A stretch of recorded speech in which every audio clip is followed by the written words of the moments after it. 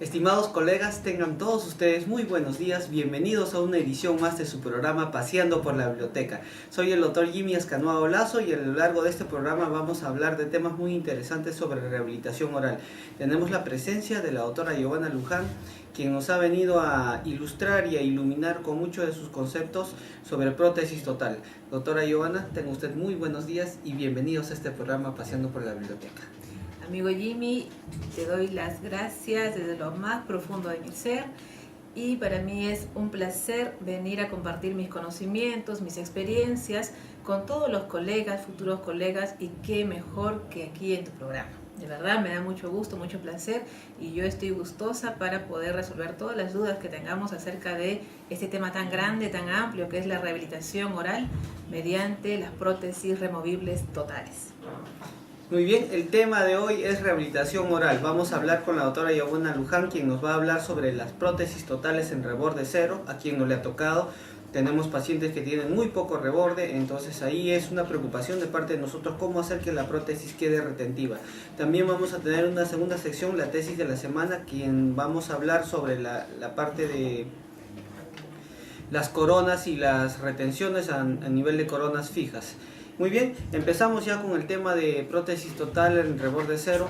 Estamos con la doctora Giovanna Luján y vamos a hacer la primera pregunta. Doctora, ¿es frecuente encontrar prótesis con reborde cero en los pacientes? O mejor dicho, rebordes ceros en los pacientes. Mira Jimmy, en realidad siempre hemos encontrado reborde cero. Sin embargo, actualmente tenemos una expectativa de vida mucho más amplia y esto va a ser el resultado de cofactores, es decir, vamos a tener muchos factores condicionantes para poder llegar a tener este reborde residual completamente reabsorbido, tanto en el maxilar superior como en el maxilar inferior, desde la información genética, desde la extracción de las piezas dentarias, desde las alteraciones a nivel sistémico, enfermedades debilitantes, crónicas, que van a hacer que lamentablemente el reborde residual cada vez empiece a reabsorberse, de tal manera que sí vamos a encontrar rebordes completamente reabsorbidos, planos, llamados clase 0, clase 3, sin embargo ya no son tan frecuentes como hace muchos años, gracias a Dios ya son los menos, pero sin embargo son bastante complicados de rehabilitar, sobre todo por la estructura anatómica que ellos presentan. ¿Algún consejo, doctora, para al momento de hacer la rehabilitación con nuestros pacientes para evitar que estos rebordes puedan resolverse tanto? ¿Qué opina usted de tal vez estas prótesis sobrepuestas en donde dejamos unos cuantos remanentes con endodoncia? ¿Ayuda a prevenir la reabsorción ósea? En efecto, mientras más piezas dentarias podamos mantenerlas en el reborde residual, estas van a ayudar a que el reborde en sí ya no se reabsorba, porque van a tener el estímulo de las raíces de estas piezas, las cuales pues van a ayudar en la estabilidad y sobre todo en la retención de las mismas prótesis, más aún si estas van a estar ubicadas a nivel del reborde del maxilar inferior, que es el reborde que prácticamente nos causa mucho más problemas y son más difíciles de elaborar en ellos, ¿no? Muy bien, también tenemos otra pregunta, doctora. Nos damos cuenta que los rebordes del maxilar inferior se reabsorben más rápido que el maxilar superior. ¿Hay algún motivo por el cual se produce este fenómeno?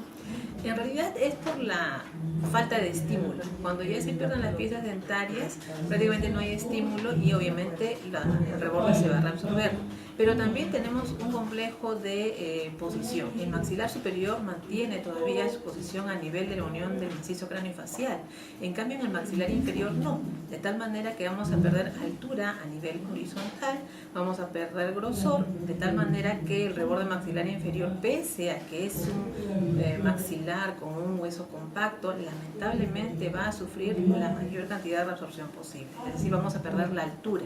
Sin embargo, en el maxilar superior vamos a perder la altura, pero va a estar unido al macizo craneofacial, lo que es una gran ventaja para poder elaborar las prótesis totales, ¿no? Muy bien, ahí tenemos ya la preocupación. Tenemos un paciente que tiene un reborde bastante reabsorbido, el famoso reborde cero. ¿Cómo podemos hacer, doctora, para que la prótesis total removible que hagamos en este tipo de casos tenga una retención al menos aceptable?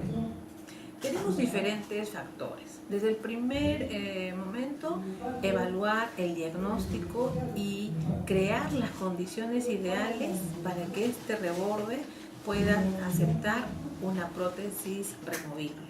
Lo primero que deberíamos de hacer es evaluar cuál ha sido la razón de la pérdida de piezas dentarias, y un factor principal que se está dando cada vez con más énfasis es el estatus sistémico. Pacientes que tengan enfermedades debilitantes hay que tratarlos con bastante cuidado, porque recuerda que igual las prótesis sobre el reborde residual, mientras mayor presión se hagan sobre estas, mayor absorción se ha producido.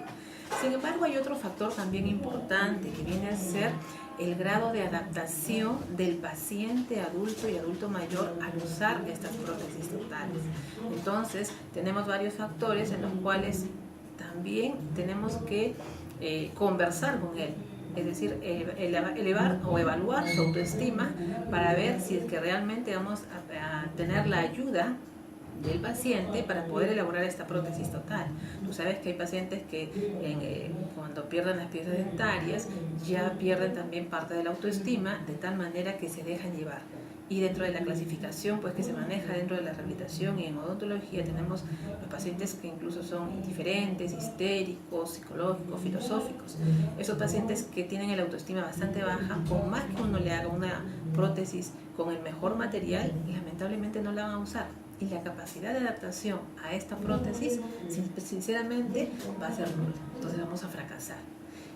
El otro punto importante, amigo, es conocer las zonas protésicas del reborde y tratar de ubicarlas de tal manera que al momento de tomar nuestras impresiones, desde las impresiones primarias, poder copiarlas tan fielmente como para poder elaborar sobre estas nuestras bases protésicas.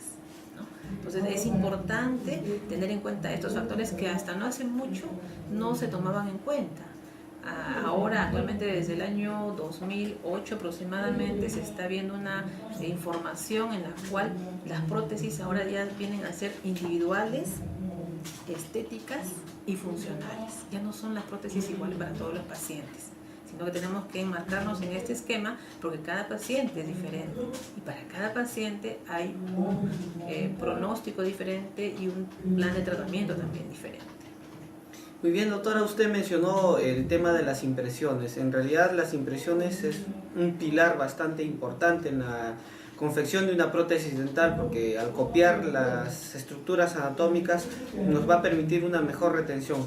En este tipo de casos, ¿usted recomienda alguna técnica especial de impresión, tal vez algún material que es más recomendable para estos casos de rebordes reabsorbidos? Cuando tomamos impresiones para las prótesis totales, siempre es bueno evaluar, como ya mencioné, las zonas protésicas. Sin embargo, hay algunos tips que a mí me gusta compartir, ¿no? Como por ejemplo, no está de más seleccionar cierta cubeta individual, sobre todo para el maxilar inferior, que es una de las que nos da mayor satisfacción al momento de tomar impresiones inferiores. Es la cubeta para desdentado y puedo mencionar el nombre, ¿verdad? El número es 11A. También hay la otra cubeta que es la cubeta número 10, que es bastante ancha, bastante amplia. Pero ¿por qué la diferencia entre la 11 y la 10 en el paciente peruano? El paciente peruano tiene un reborde que es mucho más estrecho, pero sin embargo es mucho más largo a nivel de la parte anterior hacia posterior. De tal manera que estas cubetas 11 y 11A nos van a ayudar en la copia fiel de todas las zonas aprovechables del reborde. Con la técnica que ya todos conocemos, puede ser la técnica alginato-alginato, ¿no? Es importante porque vamos a evitar la compresión de la mucosa, la compresión del tejido a nivel del reborde. Otra forma también de copiar sin maltratar al paciente o sin que el paciente se sienta incómodo es también usar sus propias prótesis, que muchas veces nos ayudan para la copia de ese reborde residual. Sin embargo, hay una técnica que es exclusiva para este tipo de rebordes clase 0, ¿no? Que vendría a ser ya no como técnica de impresión, sino como técnica para la elaboración de prótesis, que viene a ser la técnica de la zona neutra.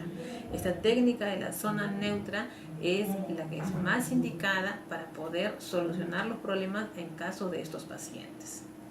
Muy bien, doctora, ¿nos podría ahondar un poquito más de la técnica de zona neutra? Porque tal vez nosotros queremos saber un poco más y algún consejo de parte de su experticia. Claro, la técnica de la zona neutra en realidad no es una técnica moderna, no es actual, es una técnica que ya lleva años dentro de la rehabilitación protésica del paciente. Es una de las que se ha manejado con bastante pericia de los colegas pues, muy antiguos. Sin embargo, es una de las que se indica justamente para ese tipo de rebordes porque no va a ser tan estética, sino va a ser más funcional. Esta técnica de la zona neutra va a copiar los movimientos funcionales que tiene el paciente para que de esta forma la fuerza que va a tener la lengua en relación a la fuerza que van a tener los músculos mediante su movimiento tengan una resultante cero, de tal manera que este equilibrio va a ayudar a que la prótesis esté más estable en el reborde residual. Y es decir, esta copia de esta zona neutra, de este espacio virtual, va a ser reemplazado en un primer inicio que se copia con Godiva, ¿no? Va a ser reemplazado luego por los dientes, y estas superficies de dientes al momento de colocar los antagonistas van a ayudar a que el paciente pues, pueda comer, pueda hablar, pueda sonreír, va a tener mucho más placer, mucho más satisfacción. Es una técnica un poquito más compleja, más elaborada, más difícil, pero llevada y siguiendo el protocolo adecuado, nosotros vamos a ver que el paciente se va a sentir mucho más satisfecho. Esto normalmente se enseña a nivel de posgrado, pero si el caso lo merita, muchas veces en las universidades se enseña también a nivel de pregrado, ¿no? Muy bien, bastante interesante. También se recomienda el uso de dientes monoplanos en rebordes bastante reabsorbidos. Doctora, ¿cuál es la importancia de usar estos dientes monoplanos en estos casos? Aquí vamos a evaluar, déjame decirte, Jimmy, recordar lo que vendrían a ser los factores de la oclusión. Dentro de los factores de la oclusión hay un factor que es importante, que es la trayectoria de la guía condilia, que este viene a ser un determinante fijo de la oclusión, es decir, viene el paciente con su información genética. Los otros 4 factores que vendrían a ser, si ya ustedes se están dando cuenta, estamos hablando de la quinta en Hanau, vendrían a ser los factores variables de la oclusión, que vendrían a ser el plano oclusal, la curva de compensación, el resalte anterior, es decir, overjet y overbite, y algo importante que vendrían a ser la altura cuspidea. Entonces, para poder seleccionar el esquema monoplano en los pacientes que tienen reborde cero, están indicados porque el hueso está bastante reabsorbido. La trayectoria de la guía condilia también va a estar bastante disminuida en relación a pacientes que somos más jóvenes y tenemos una altura de la cúspide un poquito más alta. ¿Por qué? Porque de esta forma el paciente no va a tener mucha presión a nivel del reborde residual. Entonces, está indicado solamente para casos especiales donde no vayamos a hacer balance. Es decir, vamos a tener una oclusión a nivel de bisagra, apertura y cierre, de tal manera que el paciente adulto mayor también se va a poder adaptar mejor a este tipo de esquema oclusal, ¿no? Perfecto. También se mencionaba y se hacía bastante antes la cirugía de profundización de fondo de surco, vestíbuloplastía. Doctora, ¿qué opinión tiene al respecto? ¿Todavía se recomienda este tipo de cirugías? ¿Cuál es la opinión que tiene usted desde el punto de vista de rehabilitación? Si hablamos de tratamientos preprotésicos a nivel de cirugía, vamos a evaluar primero si es que la altura del reborde lo amerita y cuál va a ser nuestro pronóstico. Porque en realidad, si el reborde es completamente reabsorbido, plano, y ya no vamos a tener un fondo de surco ideal, el problema va a ser que no vamos a encontrar un fondo de surco, ¿cierto? Porque ya no hay huesito. Entonces, habría que evaluar bien, ya no se está dando tanto, sino la alternativa en este caso es evaluar si es que se le puede colocar un implante, 2 implantes. Tú, Jimmy, en cirugía evalúas esas características en el hueso. Y también hay otro punto importante. ¿Cuándo hacer cirugía? Hablando de la cirugía preprotésica, ¿no? Hay rebordes que son planos en el maxilar inferior y hay rebordes también que tienen mucosa flácida. Entonces, hasta no hace mucho tiempo, esta mucosa flácida se sometía a la cirugía prácticamente. ¿Y qué perdíamos? Perdíamos retención y estabilidad porque la mucosa, como su propio nombre lo dice, es flácida, es móvil, estaba sobre el huesito que prácticamente había sido reducido. ¿Qué cosas se hacen en estos casos ahora? Ahora se debe de implementar la técnica de impresión de mucosa flácida, que también es una técnica bastante antigua que se está actualizando, tanto en el maxilar superior como en el inferior.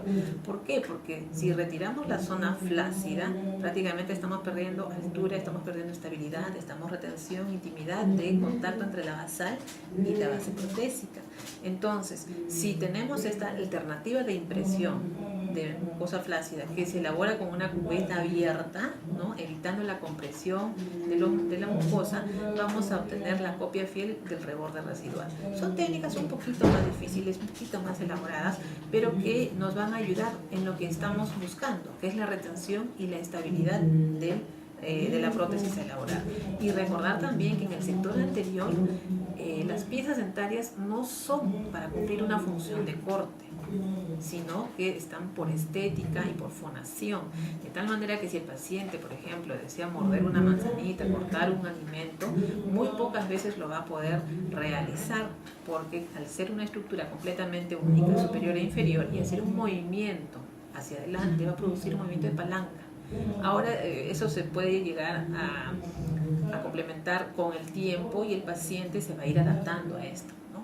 También es factible que el paciente pueda cortar un pedacito de manzanita, pero no digamos en un 100%. Muy bien. Doctora, también nos podría explicar si es que existe algún aditamento, alguna técnica especial o algo, algún tip para poder mejorar la retención en los casos de la prótesis total.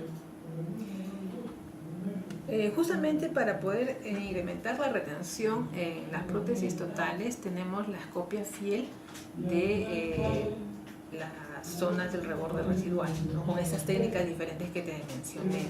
Otros tips también vienen a ser la evaluación de los esquemas oclusales, la colocación y ubicación de las piezas dentarias, sobre todo en la zona primaria de soporte. Le digo esto porque muchas veces cuando uno envía al laboratorio el trabajo que muy bien en la clínica podríamos haberlo elaborado, en el laboratorio muchas veces no recuerdan las indicaciones que le damos nosotros. Es decir, ubicación de los dientes en la zona primaria de soporte, llámese un caso normal. Entonces, ¿qué va a suceder? Que los dientes van a estar muy vestibulizados o muy lingualizados. El otro punto importante también es recordar, como les mencionaba hace un momento, dentro de los factores de la oclusión, las curvas de compensación. Si vamos a trabajar con un esquema poliplano, es justo devolverle la curva de compensación al paciente. Para los pacientes se indica sobre todo las alturas cúspides de 20 grados. Si vamos a trabajar con dientes monoplanos, no tenemos curva de compensación. Te digo esto también porque hay que recordar el diagnóstico esquelético del paciente. Los pacientes, y nosotros ya sabemos ahora, y hay mucha información acerca de ello, que pueden ser esqueléticamente clase 1, clase 2 y clase 3. Y para todos los pacientes no podemos manejar un solo esquema. De tal manera que si queremos tener estabilidad y retención, debemos de identificar, y eso lo podemos hacer con la dimensión vertical oclusal en el paciente, con los rodetes, y una radiografía lateral, si es que este realmente es una clase 1, clase 2 o clase 3 de esqueléticos. Porque en la clase 1 no vamos a tener problemas. Clase 2 sí, la mayoría de pacientes, pero no somos clase 2, entonces va a haber un resalte anterior, donde vamos a tener que buscar un esquema oclusal de cúspide fosa para poder tener retención y estabilidad. Y en una clase 3, obviamente va a ser pues un trabajo un poquito más complejo, porque el maxilar inferior va a estar en resalte en relación al superior. Pero, amigo, déjame decirte que frente a estos diferentes tipos de diagnósticos esqueléticos, vamos a encontrar una gama de minucias. ¿Por qué? Porque posiblemente el paciente sea una clase 2 esquelética, pero sin embargo puede ser también, ¿no?, un reborde superior muy pequeño en relación al maxilar inferior, de tal manera que nos va a dar una mordida invertida. Entonces vamos a tener que hacer una evaluación minuciosa en relación a la línea interalveolar en el paciente. Con la determinación de la dimensión vertical oclusal, con el espacio libre y con el esquema oclusal, de acuerdo al diagnóstico esquelético, yo creo que vamos a tener éxito para poder tener estabilidad y retención en el paciente. Obviamente también es importante recordar la saliva, la cantidad y la calidad de saliva, porque de lo contrario, si el paciente no tiene mucha saliva, lo que va a suceder es que no va a haber adhesión, cohesión, presión atmosférica, las basales y las prótesis en relación a la basal se van a mover, le van a producir al paciente heridas, ulceraciones, que luego el paciente se va a incomodar. Entonces son pequeños tips acerca de cómo obtener la retención en el paciente. Obviamente hay algunos casos en los cuales el paciente van a querer usar los adhesivos. No es malo usar el adhesivo, no es malo, al contrario, ayuda al paciente, le da seguridad. Sin embargo, hay que saber higienizarlo. Al paciente hay que enseñarle que si va a usar un adhesivo para poder tener más retención en la prótesis, para que le dé seguridad y autoestima, es necesario que ese material que vamos a colocarle en la prótesis sea higienizado correctamente. Porque de lo contrario, el acúmulo de un día, de 2 días, de 3 días va a formar un cultivo, va a acidificar el medio y va a empezar a producirle la famosa estomatitis protésica, producto pues de la fermentación de esa sustancia en relación a los fluidos salivales, a los residuos alimenticios, de tal manera que no sería extraño incluso encontrar pues candidiasis, ¿no?, en esos pacientes. O sea, se puede usar sí para ayudar a la retención, pero hay que decirle al paciente que tiene que liberar, tiene que limpiar bien esa base protésica. Muy bien, doctora, tenemos otra pregunta.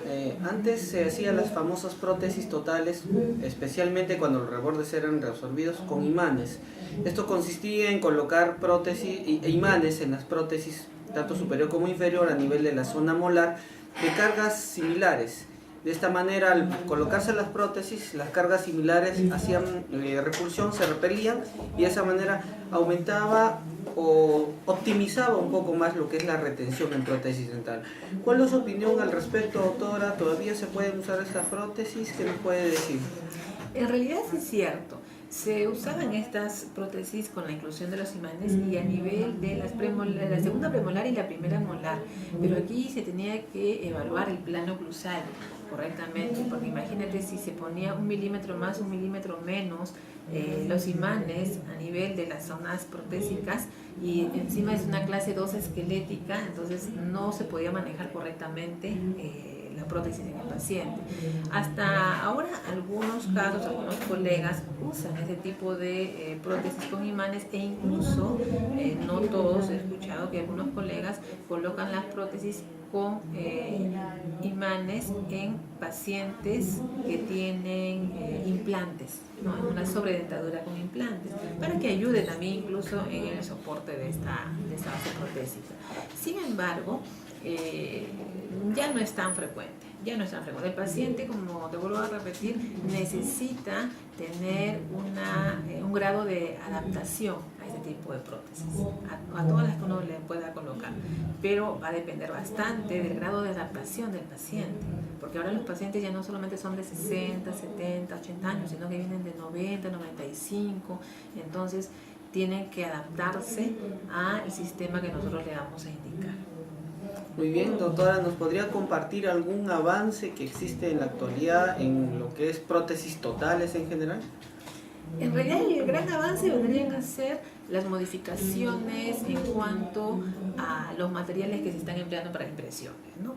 Para impresiones, por ejemplo, tenemos las siliconas por adición, las tipo medium se sugieren, pero si sabemos manejar nosotros las siliconas, no va a haber ningún problema. Lo ideal sería usar una silicona tipo medio, pero si no hay en el consultorio y se nos acabó, podemos utilizar la silicona que tenemos. Obviamente estoy hablando de las fluidas, la de adición también. Sin embargo, hay que saber en qué momento usar una silicona y en qué momento usar una pasta zinquenólica. La pasta zinquenólica está indicada sobre todo para rebordes que son expulsivos, porque si tomamos con pasta zinquenólica un reborde que es retentivo, eso nos va a fracturar la zona de la tuberosidad. Y aquí, más que avance, vendría a ser el compartir con la actualidad de la pasta zinquenólica. Antes solamente existía la pasta zinquenólica con contenido de eugenol. Ahora la pasta zinquenólica también viene en su presentación sin eugenol.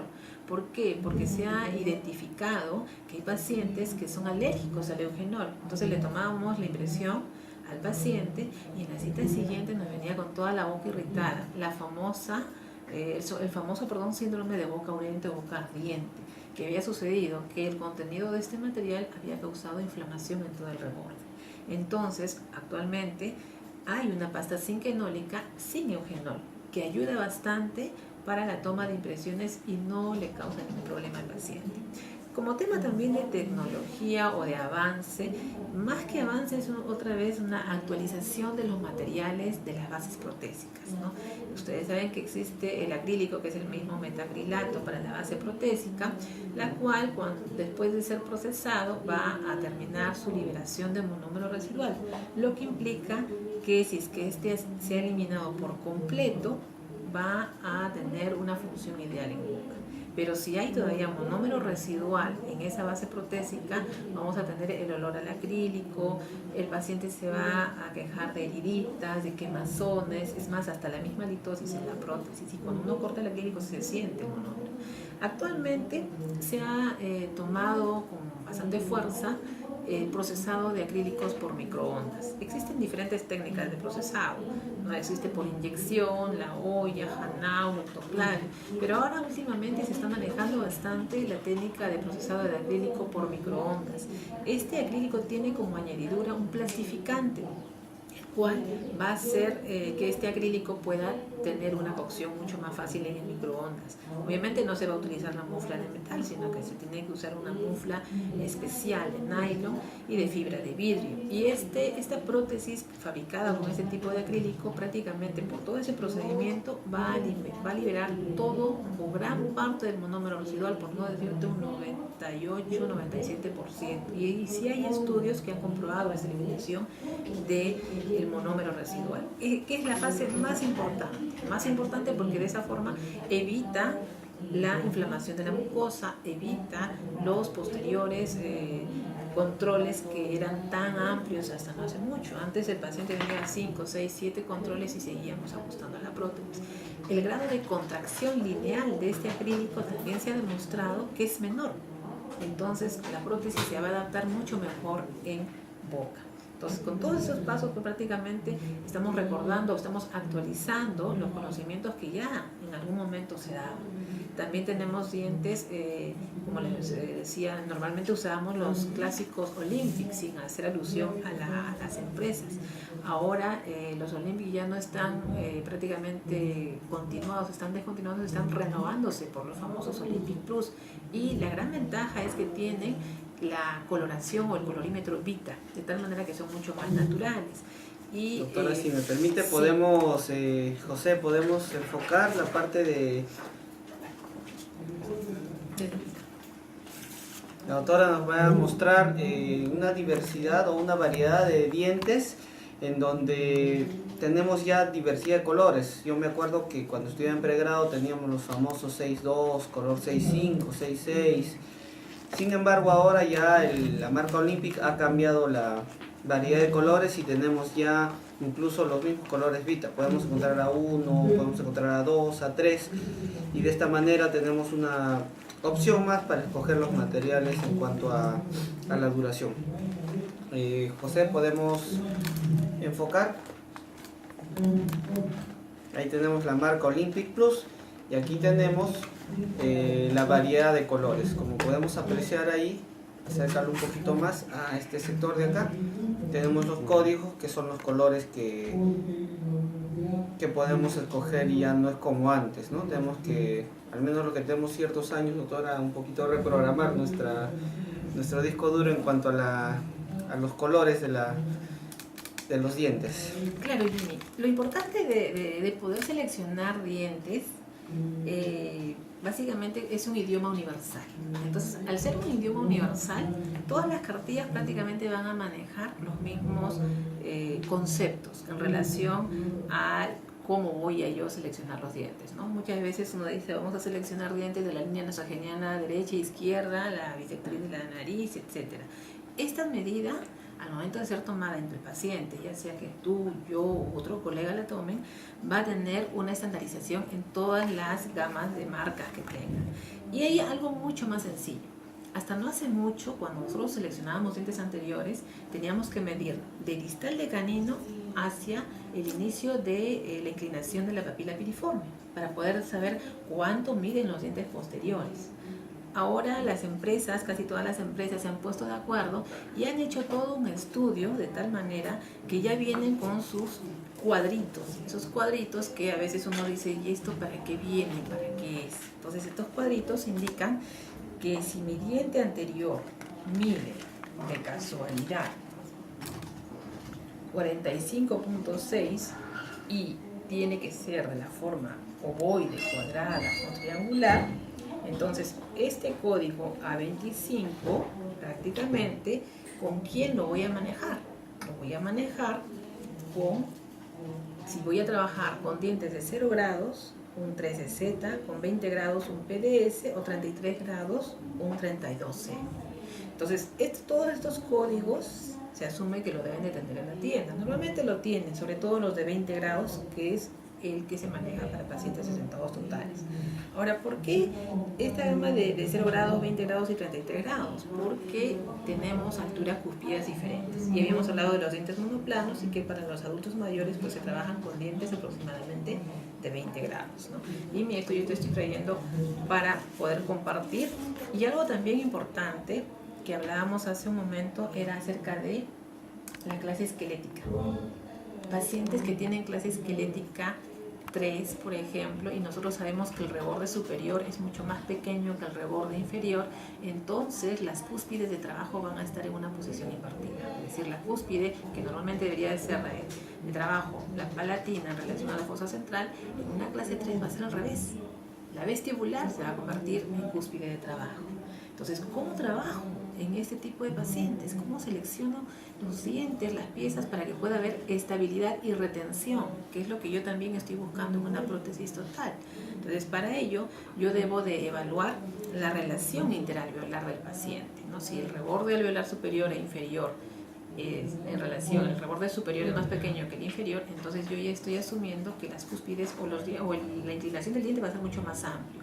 Entonces, no va a haber estabilidad. Lo que debería buscar entonces es que esa relación sea invertida. Y en ese caso, lamentablemente hay una sola línea de las que difunden bastante este tipo de oclusión, que vendría a ser la oclusión invertida, ¿no? Que vendrían a ser los famosos duratones, en el cual tienen en sus dos medidas. Entonces, si tenemos un caso de clase 3 y es mordida invertida, podríamos seleccionar, como se ve acá, mira, los N5 o el N6, donde la cúspide de trabajo vendría a ser la cúspide vestibular en relación a la fosa central. Y el alineamiento en enfilado dentario es bastante sencillo, ¿no? Que lo podemos analizar en otra ocasión, porque si no nos vamos a demorar. Entonces, en estos casos, por ejemplo, la tecnología ha ayudado bastante porque ya nos facilita la rehabilitación de un desdentado total, sobre todo con los conceptos de estética, de individualización y funcional. Muy bien, algo muy importante que me estoy dando cuenta es que ahora esta marca Olympic tiene la variedad de los dientes. Antes nosotros contábamos con la marca Ivostar, en donde teníamos la forma de los dientes redonda, cuadrada, triangular, de acuerdo a la fascia del paciente. Pero ahora también me doy con la sorpresa que Olympic tiene esa variedad. Sí. ¿Es reciente, doctora? ¿O? En realidad siempre han tenido las formas. Solamente que nos orientábamos a una sola forma por la facilidad de encontrar en el mercado, por la facilidad de trabajar y porque en realidad no teníamos el concepto de individualización, ¿no? Cada paciente es individual, pero antes no, solamente decíamos un tal código para todas las prótesis PF, PDS, PBS. Entonces, en ese sistema lamentablemente solamente íbamos y comprábamos los dientes. ¿Qué pasaba si el diente era más largo o más pequeño? Simplemente lo desgastábamos o le dábamos la forma, o con el festoneado tratábamos de camuflar esas pequeñas imperfecciones en caso de la forma. Pero siempre han tenido las formas básicas. Todas las cartillas tienen las formas básicas, todas las cartillas tienen la altura del rodete que va a dar la altura de los dientes y la distancia de canino a canino y luego de distal de canino hacia posteriores. En realidad, quien nos va a dar o nos va a ayudar a determinar la selección de dientes van a ser los rodetes y la dimensión vertical oclusal, la cual nosotros vamos a tomar en el paciente. Muy bien, doctora, ¿tiene algunas palabras finales, algún saludo en especial, algún agradecimiento? Agradecerte a ti, Jimmy, por dejarme compartir todos estos conocimientos Y de quien yo aprendí parte de todo esto es de una profesora, una maestra que muy posible que muchos colegas la conozcan, muchos van a ser antiguos, otros no tan antiguos, y déjame mencionar, es la doctora Edith Carranza. Ella, para los que conocen, es una profesora que me ayudó bastante, me formé con ella a nivel académico, a nivel profesional, le debo mucho de lo que yo sé y muchas veces el esfuerzo que ella impartía para que yo también aprendiera hizo que diera sus frutos. Entonces todo lo que yo sé y lo que he investigado en gran parte se lo debo a ella, ¿no? Es una maestra de la odontología. Obviamente también debo de agradecer a todos los profesores de pregrado y de posgrado que me enseñaron a poder descubrir que realmente la rehabilitación del paciente adulto y adulto mayor es lo que a mí me gustaba y me gusta. Agradecer pues a Dios y a mis padres que por ellos estoy aquí, y a los colegas, los futuros colegas, a mis alumnos, a mis colegas de cirugía que siempre me estimulan, me orientan para que yo pueda seguir avanzando con todos estos conocimientos. Un abrazo para todos y cada uno de ellos.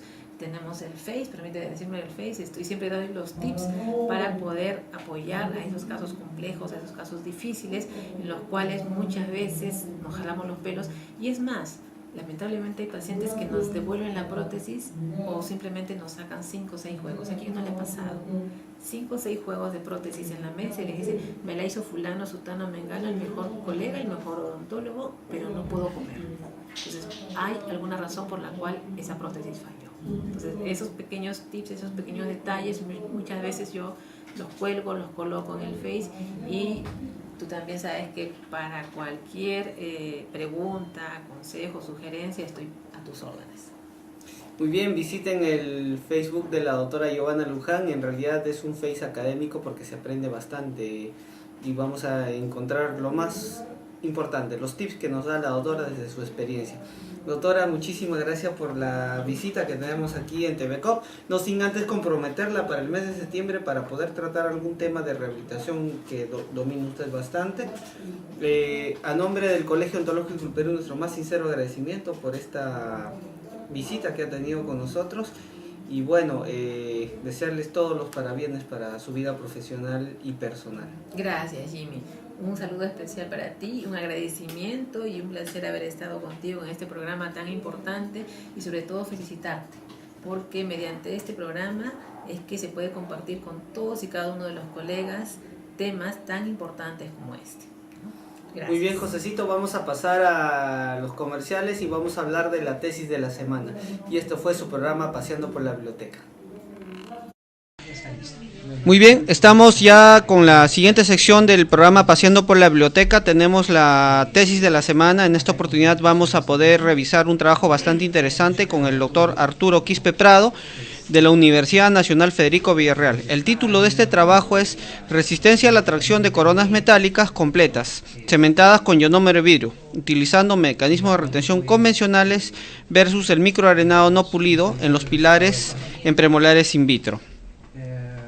Nosotros muy bien sabemos que cuando un diente está muy destruido necesitamos rehabilitarlo. Muchas veces se pueden hacer tratamientos de restauración, producto de resinas, también se pueden hacer restauraciones con incrustaciones, pero muchas veces cuando la destrucción es muy grande se tiene que hacer coronas. En este caso estamos viendo una foto donde se está haciendo una corona para una molar. Sin embargo, para poder hacer estas coronas necesitamos hacer una preparación a nivel del diente, lo que todos conocemos como el tallado. Este tallado debe tener ciertas características y una de ellas, la más importante, es la altura del pilar. Este pilar debe tener esa altura para poder brindar la retención y no hacer que la corona pueda retirarse o removerse. Si nos damos cuenta, un buen tallado nos va a dar una estabilidad y una retención para que la corona pueda soportar las fuerzas oclusales. Estas fuerzas oclusales, dependiendo de la zona donde se haga la masticación, pueden llegar hasta 100 kilos de fuerza. Sin embargo, nos vamos a dar cuenta en el transcurso de algunas rehabilitaciones en donde los pilares han perdido tamaño o los pacientes tienen unas molares, que son las piezas que ejercen mayor fuerza, de un tamaño muy reducido. Nos encontramos ante un problema, los pilares cortos. Ante este problema, cuando no tenemos la altura adecuada, tenemos problemas en cuanto a retención. Los pacientes pueden tener grave experiencia de poder tener coronas cortas y se le pueden salir por falta de retención. Y es así que nosotros estamos buscando de qué manera podemos optimizar esta retención con pilares que son de corto tamaño. Una de las medidas que nosotros hacemos para poder trabajar en estos pilares cortos son rieleras o preparaciones. Como podemos apreciar aquí en el gráfico, se hacen algunos canales o algunas rieleras para aumentar la superficie de retención y para aumentar también la fuerza de la tracción. De esta manera podemos darnos cuenta que la retención va a mejorar. Y de esta manera aquí estamos viendo la cementación. También existe otra solución o también existe otra opción para poder mejorar esta retención, que consiste en microarenado. Consiste en bombardear de micropartículas a la parte interna de la corona. De esta manera se crea una superficie bastante rugosa y eso va a aumentar o mejorar la retención de la pieza dentaria. Aquí podemos ver un metal que ya fue microarenado. El objetivo de este trabajo de investigación es determinar la resistencia de la tracción de las coronas metálicas completas cementadas con ionómero de vidrio utilizando mecanismos de retención convencionales o el microarenado. Lo que queremos saber es que si la retención o el microarenado es más efectivo a la retención y es importante o no pulir o no el pilar. Se realizaron el estudio una muestra de 28 premolares que fueron talladas, fueron divididas en 4 grupos. Los 2 primeros grupos fueron cajas retentivas o rieleras, que fueron algunas, el primer grupo fue pulida y el segundo grupo no fue pulido. Tenemos los otros 2 últimos grupos que fueron microarenadas, algunas fueron pulidas y el otro grupo no fue pulido. A estas preparaciones se confeccionaron coronas metálicas y se cementaron con ionómero de vidrio y se realizó la prueba de la tracción. Básicamente estamos hablando que estas premolares fueron un grupo con rieleras y otro grupo microarenadas. Lo que queremos saber es cuál de las dos ofrece mejor retención en cuanto a la tracción. Estas coronas, al momento de ser cementadas, se mandaron a hacer unos colados especiales. Podemos apreciar ahí unas cofias que tienen en la parte superior unas argollas para que puedan ser llevadas al equipo de tracción. También podemos apreciar que en las raíces fueron atravesadas de mesial a distal para que puedan ser también cogidas con un alambre y poder tener la tracción hacia ambos sentidos. Aquí tenemos la foto del microarenador y también la foto de la máquina de tracción que fue realizada en el laboratorio de la Universidad Nacional de Ingeniería para su tracción. En la foto de la derecha podemos apreciar, acá está la pieza dentaria que está llevándose a cabo mediante la prueba de tracción. Aquí vamos a ver los resultados finales de este trabajo de investigación y nos damos cuenta que el pulido disminuye la retención. Sin embargo, si nos podemos a comparar las rieleras con el microarenado, no hay diferencias estadísticamente significativas, lo que nos lleva a la conclusión que el arenado es importante y puede reemplazar a las rieleras que podemos hacer en el tallado. Nosotros sabemos que tenemos el principio básico de la preservación de la estructura dentaria. Mientras menos tallemos mejor, entonces podemos contar con una buena opción que es el microarenado. La conclusión, como podemos darnos cuenta, que los pilares no pulidos con sus cofias presentaron mayor resistencia a la tracción, pero la diferencia no es estadísticamente significativa. La conclusión final es que el microarenado puede ser una buena opción en respecto a lo que se refiere a las retenciones hechas por los surcos y rieleras. Los invitamos a visualizar esta tesis en nuestra página web www.tvcop.org.pe. Vamos a dar paso a la entrevista con el autor de esta tesis, el doctor Arturo Quispe, quien nos va a ahondar un poco más sobre el tema. Y este fue Paseando por la Biblioteca.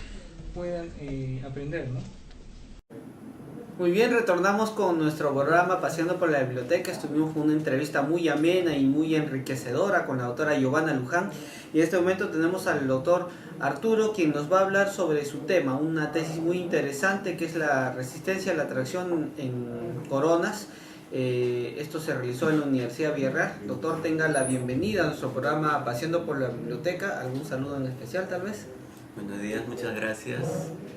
Bueno, saludo a mi mamá, que le dije que iba a estar acá, ojalá que haya podido conectar al internet y me esté viendo. ¿No?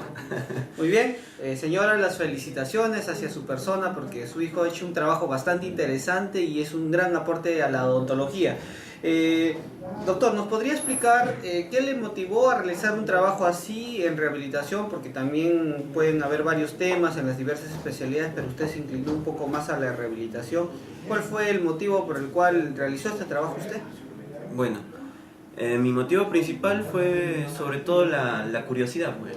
En la universidad, cuando me empezaron a enseñar el curso de prótesis, me gustó bastante, sobre todo el tema de la biomecánica, y como toda persona que le gusta algo empieza a leer los libros, ¿no? Y empecé a buscar y después quise comprobar lo que decían los libros. Ahí el Jobo decía mecanismos de retención y pensé qué tan cierto podría ser eso, y decidí comprarlo con el microarenado, con la ayuda de mis doctores también. Y mi otra motivación fue también sacar mi título, claro. Muy bien. Doctor, ¿nos podría explicar brevemente en qué consistió su tesis?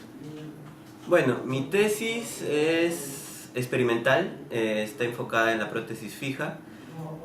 Se trata de comparar dos mecanismos de retención, uno que yo le llamo convencional porque aparece en los libros, que es la confección de surcos en los pilares, y el otro es el microarenado en la parte interna de las cofias. Seleccionamos 28 piezas dentarias premolares superiores, se les hizo un diseño específico para cada una ahí en sus cofias y se fueron cementadas con ionómero de vidrio. Después la prueba de la tracción se realizó en el laboratorio de ingeniería de la UNI, y ya pues no sé, todo se puso en tablas y al final resultó que el microarenado sí tenía mayor resistencia a la tracción. Es decir, porque antiguamente podíamos hacer nuestros surcos de retención para mejorar la retención, pero de acuerdo a este trabajo de investigación podemos concluir que es tan igual hacer un microarenado que hacer estos surcos, doctor. Claro, sí, es parecido, pero si hablamos en términos estadísticos, la diferencia no es mucha, ¿no? Ambos también son mecanismos de retención, ¿no? También lo comparé con pilares pulidos y no pulidos, y en realidad la que tuvo mayor resistencia a la tracción fue las cofias microarenadas en pilares no pulidos, pero el segundo grupo fue los pilares pulidos pero con surcos de retención. Entonces se puede concluir que ambos sí te dan mayor resistencia a la tracción, ¿no? En tendencia más es el microarenado, pero habría que hacer más estudios para verificarlo. Muy bien, también hablamos desde el punto de vista de la conservación de la estructura dentaria, al hacer algunas rieleras o algunos surcos. De todas maneras estamos invadiendo un poco más, ¿no? La vitalidad pulpar, claro. Exactamente, entonces tenemos una buena opción que es el microarenado, y la recomendación tal vez de este trabajo es los pilares no pulidos. Claro, los pilares no pulidos. Muy bien, ¿cómo así, doctor, se decidió escoger las premolares para hacer este trabajo? Bueno, para mi trabajo y mis criterios de inclusión se necesitaba que las piezas dentarias no tuvieran caries, ningún tipo de fracturas, completamente sanas. Entonces conseguir ese tipo de piezas solo podría ser por motivos ortodónticos, ¿no? Las premolares son extraídas muchas veces en ortodoncia por motivos ortodónticos y generalmente son piezas sanas. Entonces por eso se decidió las premolares superiores. Muy bien, una vez que las premolares fueron talladas y fueron confeccionadas unas cofias metálicas especiales para este tipo de trabajo de investigación que tenga un anillo para poder realizar la tracción, se realizó ya el procedimiento de la tracción en un laboratorio. ¿Nos podría explicar un poco más dónde hizo su proceso de tracción y en qué más o menos consistió? Bueno, el proceso de tracción se realizó en el laboratorio de ingeniería de la UNI. Se confeccionaron cofias especiales con una argolla en la clava oclusal y cementadas con ionómero de vidrio, y en la raíz de la pieza dentaria con una fresa pequeña de grano grueso se perforó en sentido mesiodistal la raíz, ¿no? Se amarró con un alambre trefilado que, según me indicaron los ingenieros, podía resistir hasta 80 kilogramos de tracción, y se confeccionaron cajitas de acrílico para cementarlas, para ponerlas ahí. Se las llevó al laboratorio de la UNI y ya pues, con la máquina de Amsler vertical se realizó la prueba. La prueba de tracción consiste básicamente en comparar dos fuerzas opuestas, ¿no? La fuerza que tiende a ir hacia el ápice, que es la fuerza de la cofia cementada con el pilar, contra la fuerza de la máquina, que es en sentido oclusal. Son dos fuerzas opuestas, y entonces la resistencia a la tracción consiste en hallar el punto exacto donde se desprende la cofia del pilar, se desprende la cofia del pilar y la máquina te marca, ¿no?, con cuántos kilogramos se ha desprendido. Entonces de eso se trata la resistencia a la tracción. Son dos fuerzas opuestas que están tirando en vectores diferentes. Muy bien, ¿usted, doctor, tuvo algún problema o tal vez alguna dificultad en el apoyo a la prueba de la fuerza de la tracción en el laboratorio de la UNI? ¿Tuvo facilidades para poder acceder a la institución? Sí, las facilidades sí me las dieron, eso sí, se los agradezco a los ingenieros y a los que están trabajando ahí en el laboratorio de ingeniería mecánica. Más bien a ciertos problemas tuve en el diseño, tuve que hacer varias pruebas pilotos para encontrar el verdadero diseño, porque a veces se me desprendía el acrílico de la raíz, otras veces se me rompía la cofia, entonces he tenido que variar el diseño hasta que al final me quedó un diseño que sí, que me funcionó perfectamente. Muy bien, y ese diseño puede servir ya de punto de partida a muchos trabajos de investigación en el futuro que se pueden... Sí, claro. Ese es otro aporte, ¿no? Ajá. El diseño que se pueda realizar a nivel de las premolares. Doctor, ¿y nos podría explicar sobre el colado de las coronas que se mandaron a hacer? Bueno, el colado lo hicimos en un laboratorio particular del doctor Juan Valdivia. El diseño también que tuve fue gracias al doctor Carlos de la Villarreal. Estuvimos probando, ¿no?, argollas de cuánto grosor o cómo jalarlo, pero al final ya con el doctor Juan quedamos en un diseño de un colado de metal en cromo níquel, y ya con eso sí funcionó perfecto. Las argollas no se rompieron, todo calzó perfectamente. Lo tuvimos que hacer con tiempo para que sellaran todos perfectamente a los pilares, porque por algún motivo a veces no sellaban, teníamos que volverlo a hacer, pero sí, al final todo sí estuvo bien. Lo cementamos, tuvimos que esperar 24 horas de la cementación y recién llevarlo al laboratorio. Muy bien, doctor, y sobre el tallado, ¿es una sola persona la que hizo el tallado? Sí. ¿Lo hicieron en equipo? No, el tallado lo hice yo, y siguiendo lo que me indicaba Jobo, pues, ¿no? 1.5 en oclusal, 1.2 por las caras mesiales y vestibulares y palatinas. Y con un ángulo de convergencia de 3 grados por cada pared axial, ¿no? En total 6 grados de convergencia, como indicaba Jobo. Muy bien, doctor, ¿y nos podría explicar un poco por qué le gusta la rehabilitación o ahora ya le está gustando alguna otra especialidad de la odontología? Bueno, yo tengo una tendencia a que me gusten las cosas que tengan sobre todo mucha biomecánica. Siempre me gustó la física y quería aplicarla a cosas, no a máquinas, sino a seres humanos, ¿no? Entonces, en cuarto año yo aprendí el curso de prótesis fija y me gustó la parte de la biomecánica. Después aprendí el mundo de la ortodoncia, y la biomecánica se utiliza con mucha más amplitud ahí, y me gusta ahora la ortodoncia. Entonces todo lo que tenga que ver con biomecánica a mí me fascina. Muy bien, qué interesante trabajo, doctor. Uno de las partes más importantes de la tesis es la recomendación, donde el autor, en este caso usted, puede recomendar futuros trabajos de investigación a los colegas que nos están siguiendo, porque hay muchos que quieren hacer tesis, pero siempre están con la incertidumbre de qué van a investigar. De acuerdo a su trabajo, ¿usted nos podría recomendar algunos nuevos trabajos de investigación?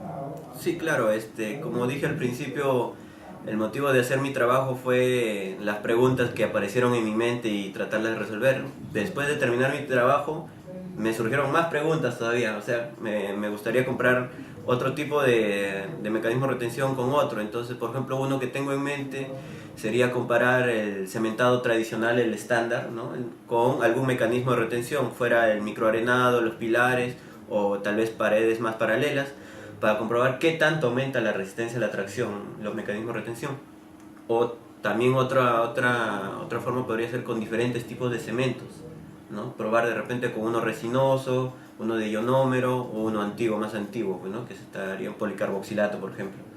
O tal vez realizar mi trabajo con mucho más piezas dentarias para ver si estadísticamente podría variar en algo. Tal vez, doctor, se me ocurre también ahora conversando con usted, probar no solamente en cofias coladas, sino en cofias cerámicas. Claro, también, pero para eso se necesita un apoyo especial. Más ¿no? inversión. Claro, Bueno, mucha tenemos más inversión. algunas instituciones que tal vez nos podrían apoyar, es cuestión de ver si hay un financiamiento, pero temas hay siempre si uno está agudo en los pensamientos. Claro. Doctor, en la actualidad existen modos de titulación en la universidad en pregrado, ¿no? Tenemos la investigación, la tesis, que es un modo de titularse, y existe otro modo, otra modalidad que consiste en llevar un curso de titulación en donde el graduando lleva un curso por un tiempo determinado y al aprobar el curso ya saca su título profesional. Usted ha elegido la parte de la titulación mediante trabajo de investigación y tesis. ¿Usted podría recomendar la tesis a los nuevos estudiantes, a los que están todavía cursando los últimos años de las universidades? ¿Qué opinión tiene de hacer investigación? ¿Usted recomienda hacer investigación? Claro, desde luego que sí. A todos los estudiantes de pregrado yo les recomendaría que hagan un trabajo de investigación sobre todo y no lo hagan terminando la universidad. Empiecen haciéndolo desde cuarto año, quinto año con los cursos que están llevando y poco a poco su trabajo se va a ir amoldando, cosa que cuando acaben la universidad el trabajo ya va a estar listo para ejecutarlo nada más y no van a perder el tiempo, que es mayormente la excusa que le ponen, ¿no?